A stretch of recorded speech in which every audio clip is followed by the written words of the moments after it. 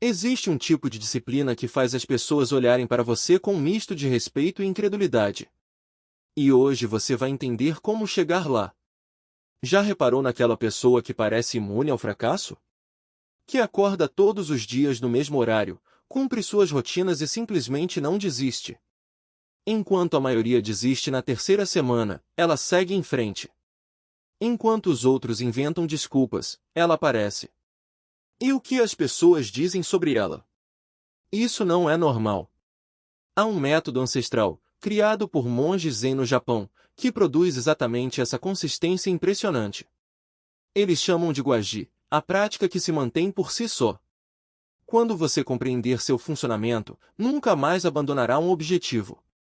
Mas há um detalhe importante: esse sistema não é para qualquer um. Ele exige que você elimine uma parte de si mesmo que nem sabia que existia. Antes de explicar como funciona, imagine a história de Rafael. Um profissional brilhante, carreira consolidada, salário de 6 dígitos, apartamento de alto padrão. No papel, ele tinha tudo. Mas havia um problema que o consumia, que o deixava acordado às 2 da manhã, olhando para o teto sem conseguir dormir. Ele não conseguia manter nenhum hábito por mais de 2 semanas. Academia? Desistia em 2 meses. Meditação? 1 semana e pronto. Leitura? Comprava um livro, lia 3 páginas e o esquecia na gaveta. Idiomas? 3 lições no Duolingo e se convencia de que não tinha tempo. O padrão era sempre o mesmo. Segunda-feira, motivação total. Acordava às 5 da manhã sentindo-se invencível, pronto para dominar o mundo. Sua mente pintava imagens vívidas da pessoa que se tornaria, em forma, focado, imparável. Quarta-feira, a primeira negociação interna. Hoje estou cansado. Vou começar às 6. 1 hora a menos não vai fazer diferença. Compenso amanhã. Pelo menos estou tentando, certo? Sexta-feira, rendição completa. O despertador tocava e ele o desligava sem nem pensar. O hábito morria ali. O sonho se dissipava como névoa matinal. Domingo, promessas para a semana seguinte. Na segunda começo de novo. Dessa vez vai ser diferente. Vou me planejar melhor. Vou ser mais realista. Mas quando a segunda chegava, o ciclo recomeçava. Uma roda viva de promessas quebradas. Rafael tentou de tudo. Aplicativos de acompanhamento de hábitos, com gráficos coloridos e medalhas que o faziam sentir-se produtivo sem realmente ser. Sistemas de recompensa, onde se presenteava ao atingir metas, exceto que nunca as atingia. Parceiros de responsabilidade que o cobravam todas as manhãs, até desistirem porque ele sempre os decepcionava. Vídeos motivacionais que o empolgavam por exatas 48 horas, antes que o efeito passasse como um efeito de droga. Leu todos os livros: Hábitos Atômicos, O Poder do Hábito, Hábitos Minúsculos, O Clube das 5 da Manhã, Trabalho Focado. Sabia citar todos de cor. Entendia a ciência por trás: Loop de dopamina, empilhamento de hábitos, intenções de implementação, a regra dos 2 minutos. A informação não era o problema. Nada funcionava. Porque Rafael estava lutando contra algo invisível, algo que nem imaginava existir. Algo enraizado na arquitetura do próprio cérebro, sabotando-o por dentro. O que ele ainda não compreendia era que o cérebro humano não foi feito para ajudá-lo a crescer. Ele foi projetado para mantê-lo vivo. E no sistema operacional ancestral que herdamos, o mesmo que nossos antepassados tinham há 50 mil anos, sobreviver significa economizar energia e evitar riscos. Todo novo hábito que você tenta criar é registrado como uma ameaça. Seu cérebro o enxerga como um gasto desnecessário de energia. Por que acordar às 5 da manhã se posso dormir e poupar energia? Por que ir à academia se estou seguro no sofá? Por que ler se posso rolar a tela sem pensar e descansar a mente? Os seus padrões atuais, apertar o botão soneca, pedir delivery, maratonar séries até tarde, não são maus hábitos para o seu cérebro. São mecanismos de sobrevivência. São confortáveis, seguros, automáticos. Quando você tenta substituí-los pela força de vontade, está pedindo que sua mente consciente, pequena e limitada, vença milhões de anos de programação evolutiva. E nessa batalha, a evolução sempre vence. A questão não é se você vai ceder, mas quando. Rafael sabia que precisava de algo diferente.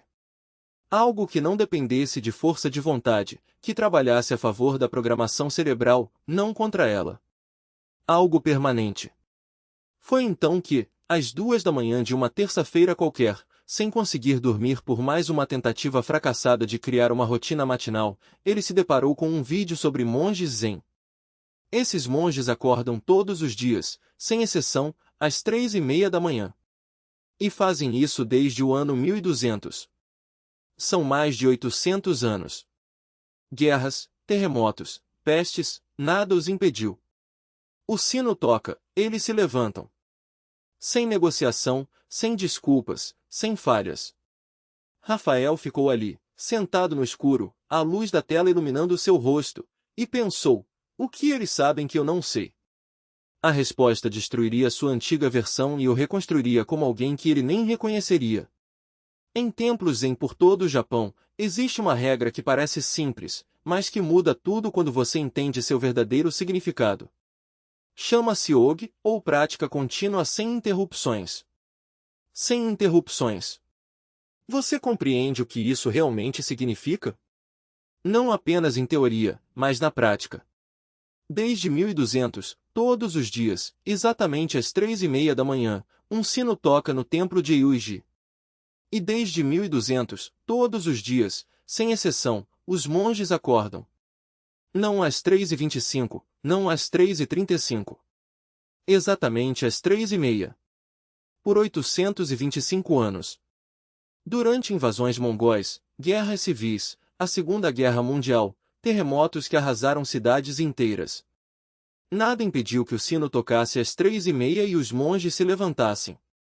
Você quer saber o que nunca acontece naquele templo? Nenhum monge fica na cama pensando: hoje vou pular. Estou cansado. Um dia não faz diferença. Essa pergunta simplesmente não existe em suas mentes. Não é que eles tenham uma disciplina sobre-humana. É que entendem algo sobre compromissos que você ainda não compreendeu. Algo que vai mudar tudo quando fizer sentido para você.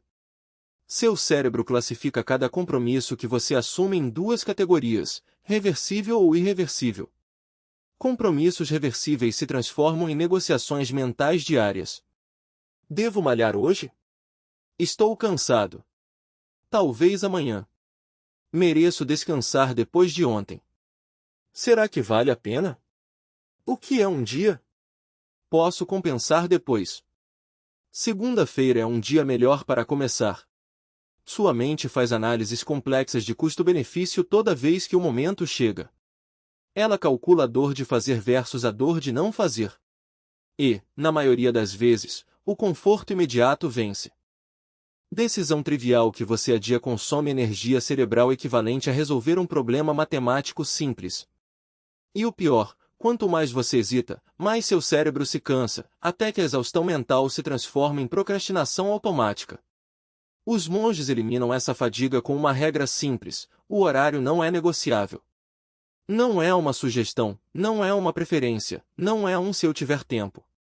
É uma lei física, como a gravidade ou o nascer do sol.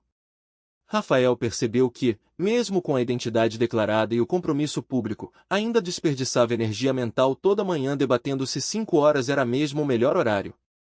Talvez 5h30 seja mais realista. E se eu meditar depois do café, será que não estou sendo rígido demais? Cada uma dessas perguntas era um buraco negro sugando sua força de vontade. Então, ele fez o que os monges fazem: escolheu um horário e o tratou como um compromisso sagrado. Não porque 5 horas fosse mágico, mas porque a consistência era mais importante do que a perfeição. O horário fixo transformou a meditação em um ritual, não em uma escolha. E aqui está o detalhe crucial: quando algo se torna um ritual, seu cérebro para de questionar. Ele aceita. Assim como você não negocia se vai escovar os dentes antes de dormir, você não debate se vai meditar às 5 horas. É o que se faz. É quem você é.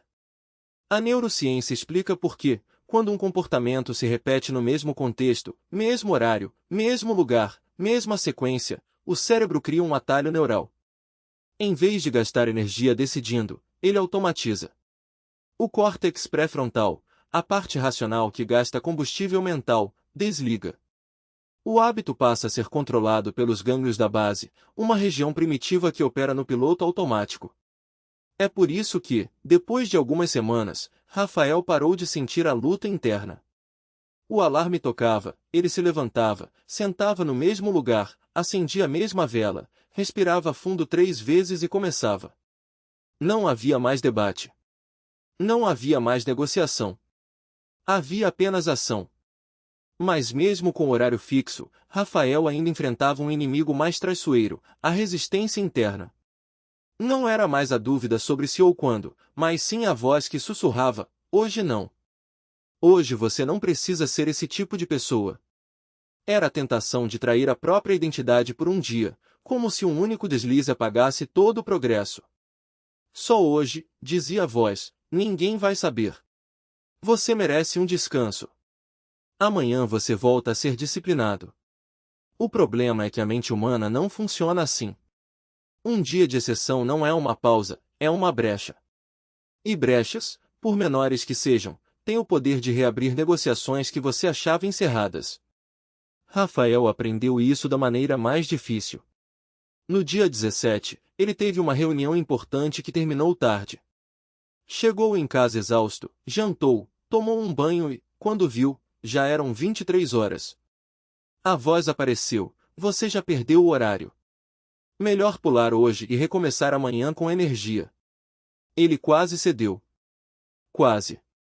Mas então lembrou-se das palavras do monge, a disciplina não é sobre ser perfeito. É sobre ser confiável para si mesmo. Não era sobre meditar às 5 horas. Era sobre honrar o compromisso que ele havia declarado publicamente.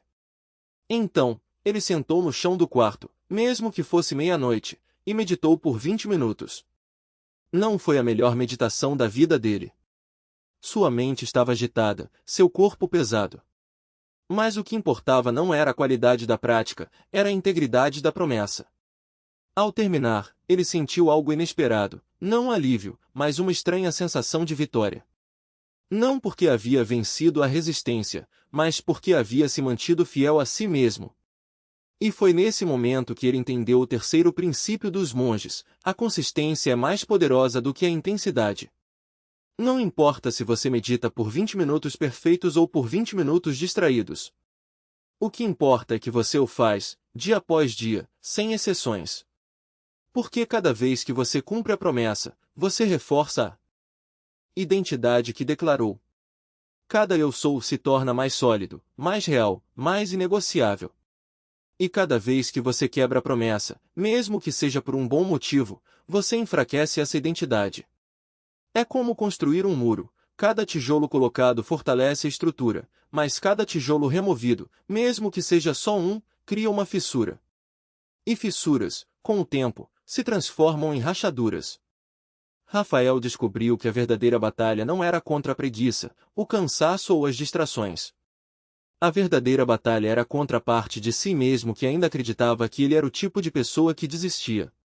Que ainda via a disciplina como um sacrifício, não como uma expressão de quem ele era. E a única maneira de vencer essa batalha era não lutando contra ela, mas ignorando-a. Não dando ouvidos às desculpas, não negociando com as dúvidas, não justificando as falhas. Apenas agindo. Como se a decisão já estivesse tomada. Como se não houvesse outra opção. Porque, no fundo, não havia. Inviolável. Não havia espaço para talvez, depende ou hoje não. A cada manhã, às 5 horas, Rafael executava a mesma sequência exata, 20 flexões, 10 minutos de meditação com contagem de respirações, 10 minutos de leitura do mesmo livro, na mesma página em que havia parado no dia anterior. Nenhuma adaptação, nenhum ajuste. O que parecia rígido não era um capricho, mas uma estratégia de guerra contra a parte de si que ainda acreditava ter o direito de escolher. O cérebro humano é uma máquina de padrões. Quando você introduz variação, mesmo que mínima, ele interpreta isso como uma oportunidade para negociar. Hoje eu faço 15 flexões em vez de 20, vira amanhã eu faço 10. Em uma semana, vira, por que não pular hoje? A consistência absoluta elimina essa brecha. Quando não há escolha, não há espaço para dúvida. Quando não há opção, não há resistência. O que começa como uma imposição externa se transforma, com o tempo, em uma segunda natureza, não porque você se convenceu, mas porque seu sistema nervoso simplesmente aceitou que aquilo é o que acontece. Nos primeiros 30 dias, Rafael sentiu o peso dessa rigidez. Sua mente protestava, argumentando que ele estava se tornando um robô, que a vida não deveria ser tão mecânica. Ele se pegava questionando: e se eu estiver perdendo algo melhor? E se essa rotina não for a ideal para mim? Mas cada vez que esses pensamentos surgiam, ele os observava sem engajamento, como se fossem nuvens passando no céu. Não os combatia, não os alimentava, apenas seguia em frente, como se já tivesse decidido que aqueles questionamentos não mereciam resposta. No 45º dia, algo mudou. Ele não precisou mais se lembrar de fazer as flexões. Seus braços já estavam no chão antes mesmo de ele perceber que havia começado. A contagem das respirações durante a meditação acontecia sem esforço, como se seu corpo soubesse exatamente o que fazer, independentemente de sua mente estar presente ou não.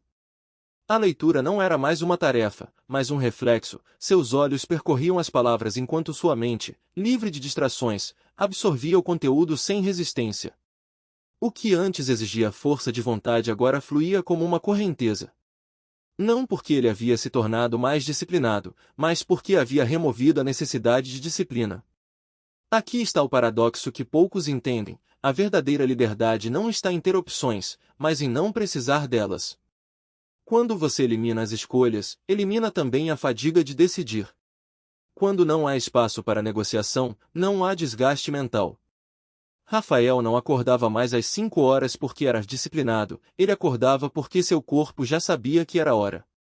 Não fazia as flexões porque era forte, fazia porque era o que vinha em seguida, como respirar ou piscar. A rotina não o aprisionava, ela o libertava da constante batalha interna. Mas então, no 60º dia, um novo desafio surgiu. Ele terminou o livro que estava lendo. Não havia mais páginas. Pela primeira vez em 2 meses, a sequência estava incompleta.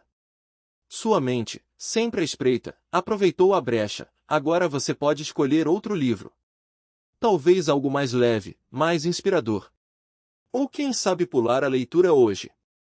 Rafael sentiu o impulso familiar de ceder, de flexibilizar, de voltar a negociar. Mas em vez de agir por instinto, ele fez algo que parecia absurdo: pegou o mesmo livro e começou a reler do início.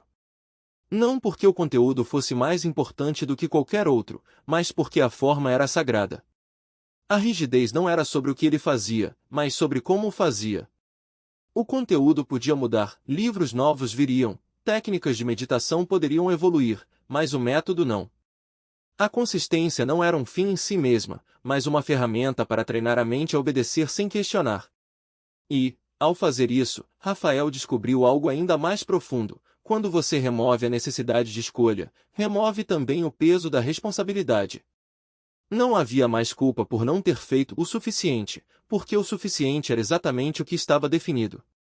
Não havia mais ansiedade por não estar no caminho certo, porque o caminho era aquele. No 90º dia, ele acordou e, pela primeira vez, não sentiu nada. Nenhuma resistência, nenhuma empolgação, nenhuma dúvida. Apenas a sequência acontecendo, como o nascer do sol ou a queda da chuva. Seu corpo se movia, sua mente estava presente, mas não havia esforço. Não havia eu fazendo as coisas simplesmente eram. E foi nesse momento que ele entendeu o que Dogen queria dizer com a prática faz a si mesma. Não era sobre dominar uma técnica, mas sobre deixar de ser o agente da ação.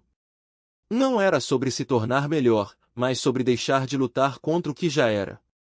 Sentindo o peso do corpo como se cada osso fosse feito de chumbo. O ar parecia espesso, difícil de puxar. Mesmo assim, seus pés tocaram o chão. Não houve hesitação, não houve debate interno, apenas o movimento, lento, quase imperceptível, como se o próprio ato de se levantar já fosse parte de algo maior. 2. Puxe o PS. Não importava se os braços tremiam, se a respiração saía em arquejos curtos, se o mundo girava. Ele os fez. Não porque fossem perfeitos, não porque contassem como um treino de verdade, mas porque eram o mínimo necessário para manter o rio fluindo. Mesmo que fosse apenas uma gota. A meditação veio em seguida. 2 minutos. Não de olhos fechados em postura de lótus, mas sentado na beira da cama, as costas encurvadas, a cabeça apoiada nas mãos. Não havia paz, não havia clareza, apenas o som da própria respiração, áspera e irregular, e a consciência de que, mesmo naquele estado, o gesto estava sendo feito. O livro estava na mesa de cabeceira. Uma página.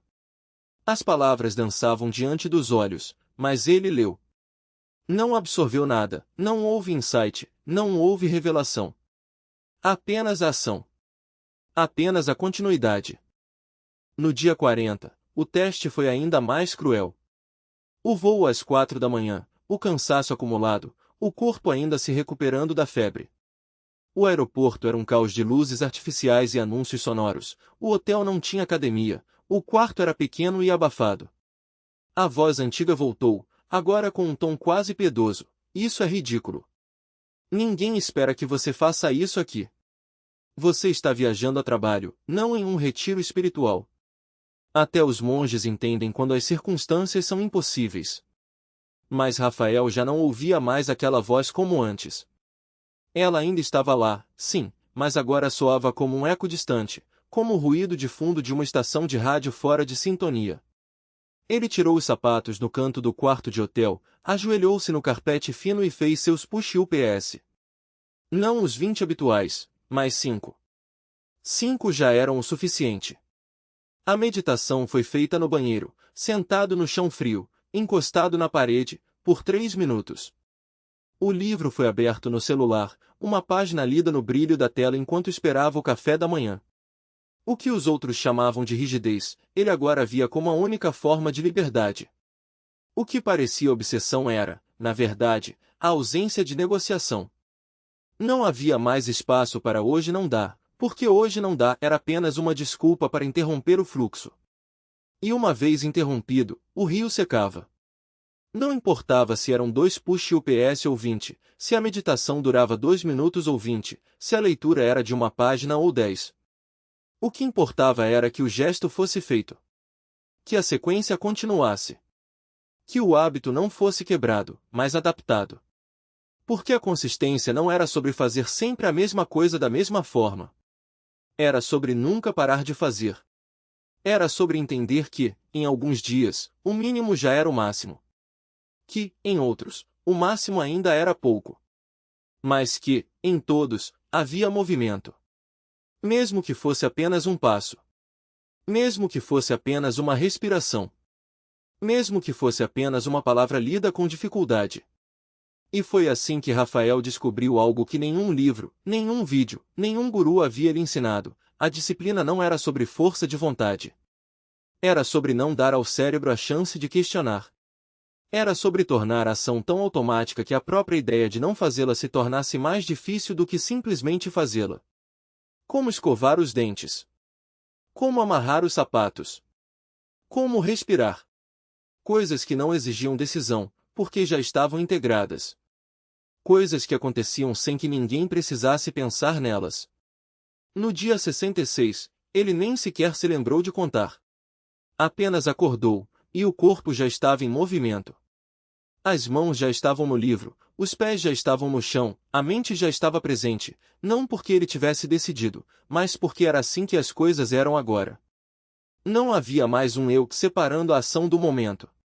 Não havia mais um observador julgando se aquilo era suficiente. Havia apenas o fazer. E, no fazer, a liberdade. Decisões sob pressão. O cérebro humano, quando fatigado ou estressado, não avalia opções de forma racional. Ele busca o caminho mais curto, o que exige menos esforço cognitivo. E, na maioria das vezes, esse caminho é o da desistência. Não porque seja a melhor escolha, mas porque é a mais fácil. Rafael entendeu isso antes mesmo de ler os estudos.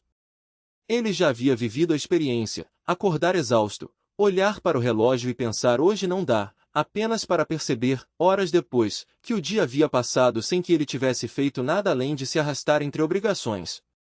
A diferença agora era que ele não precisava mais passar por isso.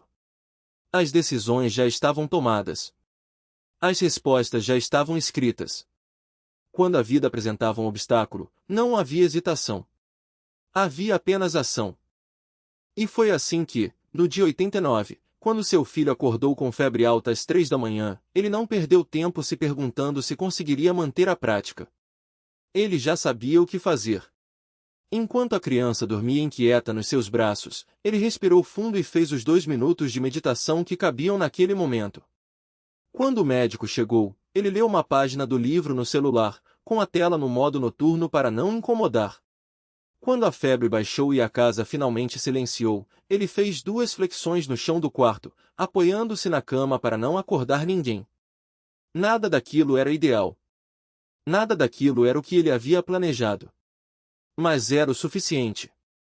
O suficiente para manter o fluxo. O suficiente para não quebrar a sequência. O suficiente para provar a si mesmo que, não importava o que acontecesse, a prática continuaria. Porque, no fundo, não se tratava de flexões, meditação ou leitura. Tratava-se de algo mais profundo, a capacidade de não ser interrompido. De não permitir que o caos externo ditasse o ritmo interno. De transformar obstáculos em variações do mesmo caminho, em vez de barreiras intransponíveis. As pessoas ao redor começaram a notar não apenas a mudança em Rafael, mas também a ausência de algo. Ele não reclamava mais. Não adiava mais. Não inventava mais desculpas. Quando algo dava errado, ele simplesmente ajustava. E seguia em frente. Não havia drama. Não havia autocomiseração. Havia apenas a quietude de quem já havia resolvido todos os problemas antes mesmo de eles surgirem. Isso, mais do que qualquer disciplina visível, era o que realmente incomodava os outros. Porque expunha uma verdade incômoda, a maioria das pessoas não falha por falta de capacidade, mas por falta de preparação. Elas não são derrotadas pelos obstáculos, mas pela própria indecisão. Pela hesitação. Pelo momento em que param para pensar, será que consigo, em vez de já saberem a resposta. Rafael não precisava mais pensar. Ele já havia pensado antes. E, por isso, quando a vida tentava interromper seu fluxo, não encontrava espaço para fazê-lo. Não havia brecha. Não havia dúvida. Havia apenas a prática, adaptando-se, sobrevivendo, persistindo, como um rio que encontra um novo caminho quando uma pedra bloqueia seu curso, mas nunca deixa de fluir. Papel e escreva, em letras claras e firmes, a promessa que você está fazendo a si mesmo. Não uma meta vaga, não um desejo passageiro, mas um compromisso inegociável. Algo como, eu meditarei por 10 minutos, todos os dias, às 5 horas da manhã, sem exceções, pelos próximos 90 dias. Ou, farei 20 flexões assim que meus pés tocarem o chão, independentemente de como me sinto, durante os próximos 3 meses. O que importa não é o conteúdo da promessa, mas a clareza com que ela é feita. Escreva-a como se fosse um contrato com sua própria existência, porque é exatamente isso que ela será. Depois, escolha um lugar público, pode ser um grupo de amigos, uma rede social, um fórum online, e declare essa promessa em voz alta. Não como um pedido de apoio, mas como um ato de coragem. Porque, a partir do momento em que você diz isso em voz alta, algo muda. A possibilidade de falhar deixa de ser uma opção abstrata e se torna uma vergonha concreta. E é essa vergonha, essa dor antecipada, que será o combustível nos momentos em que a vontade fraquejar. Quando a cama estiver quente demais, quando o cansaço parecer insuportável, quando a voz dentro da sua cabeça sussurrar hoje não, você se lembrará de que não está apenas quebrando uma promessa para si mesmo. Está quebrando uma promessa para o mundo. Em seguida, defina o quando e o como com precisão cirúrgica. Não diga vou meditar de manhã. Diga, vou meditar às 5h15, sentado no canto esquerdo do meu quarto, com os olhos fechados e as mãos sobre os joelhos, por exatamente 10 minutos. Não deixe espaço para negociação. Cada detalhe eliminado é um obstáculo a menos entre você e a ação. Se a prática exige equipamento, deixe-o preparado na noite anterior. Se exige um ambiente específico, crie-o com antecedência. Se exige silêncio, programe-se para acordar antes de todos. O objetivo não é facilitar as coisas, mas remover qualquer desculpa para não fazê-las. E então, comece. Não amanhã. Não na segunda-feira. Não quando estiver pronto. Comece no mesmo instante em que terminar de ler estas palavras. Levante-se, respire fundo e execute o primeiro ciclo da sua prática. Não importa se for imperfeito, se for curto, se for desajeitado. O que importa é que você cruzou a linha entre a intenção e a ação. Porque, uma vez que você começa, algo extraordinário acontece, a inércia do não fazer é substituída pela inércia do fazer. E, a cada dia que passa, essa inércia se fortalece, até que o ato de não fazer se torne mais difícil do que o ato de fazer. Os primeiros dias serão os mais difíceis. Você sentirá a resistência como uma força física, como se seu corpo e sua mente estivessem em guerra contra você. A cama parecerá mais convidativa, o sofá mais confortável, as distrações mais tentadoras. Mas é exatamente nesses momentos que você precisa se lembrar, a resistência não é um sinal de que algo está errado. É um sinal de que algo está certo. Cada vez que você escolhe agir apesar do desconforto, está enfraquecendo a versão antiga de si mesmo e fortalecendo a nova. Cada flexão feita com os braços tremendo, cada minuto de meditação com a mente agitada, cada página lida com sono nos olhos é um prego no caixão do seu eu inconsistente. E então, algo curioso acontecerá. Por volta do dia 20, você notará que a prática já não exige tanto esforço. Por volta do dia 40, perceberá que está fazendo as coisas sem pensar, como se seu corpo já soubesse o que fazer antes mesmo de sua mente acordar.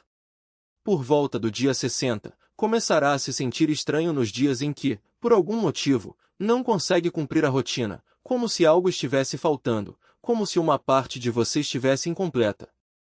E, quando chegar ao dia 90, você não será mais a mesma pessoa. Não porque alcançou um objetivo, mas porque se tornou alguém que não precisa mais de objetivos para agir. Você simplesmente é. As pessoas ao seu redor notarão. Algumas admirarão. Outras criticarão. Muitas tentarão convencê-lo a relaxar um pouco, a ser mais flexível, a não levar as coisas tão a sério. Elas dirão que você está exagerando, que está obcecado, que está se tornando uma máquina. E, quando ouvirem essas palavras, você saberá que está no caminho certo. Porque a verdade é que elas não estão incomodadas com sua disciplina. Estão incomodadas com o espelho que você se tornou.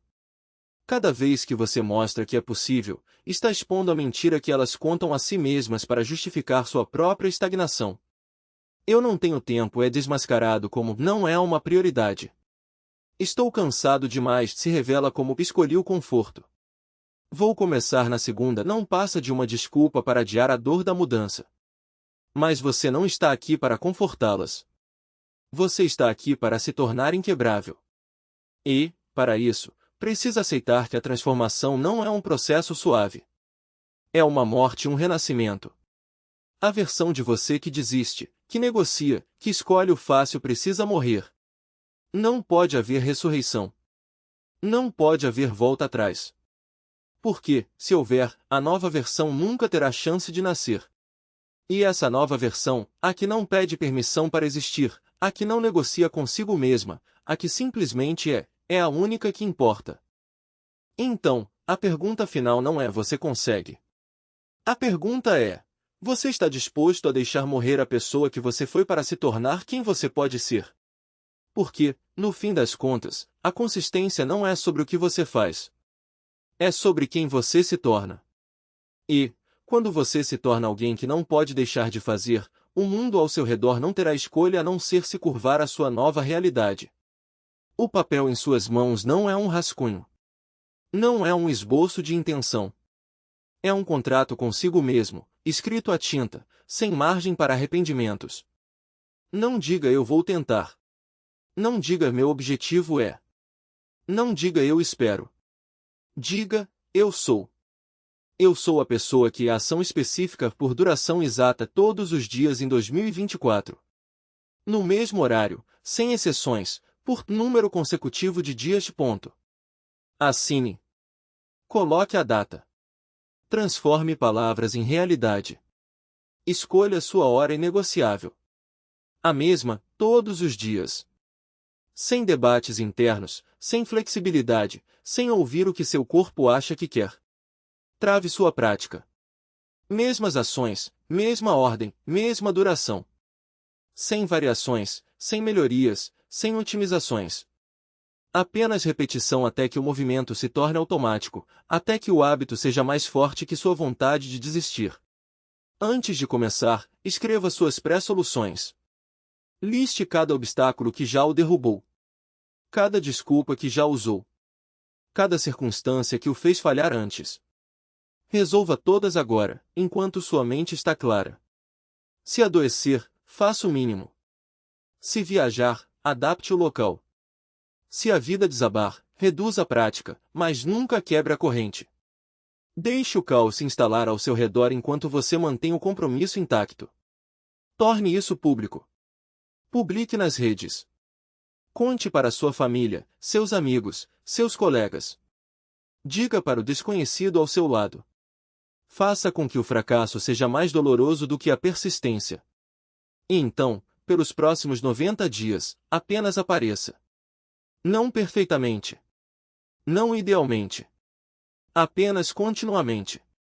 Daqui a 3 meses, você não se reconhecerá. As pessoas perguntarão como mudou. Procurarão o atalho, o truque, a fórmula mágica. E você sorrirá, porque saberá que não existe segredo.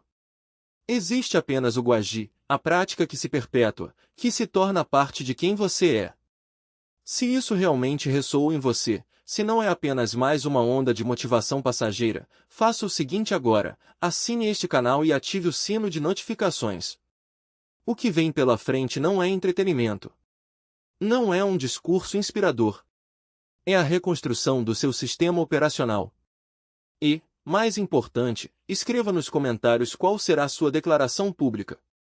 Qual hábito você implementará usando o sistema Guaji? Faça isso agora. Torne-o real, torne-o testemunhado. Faça com que o fracasso seja insuportável. Porque se você ainda está aqui, não é por acaso. Não está matando o tempo. Está aqui porque algo dentro de você sabe que é capaz de mais. Algo dentro de você está cansado de ser a pessoa que começa e desiste.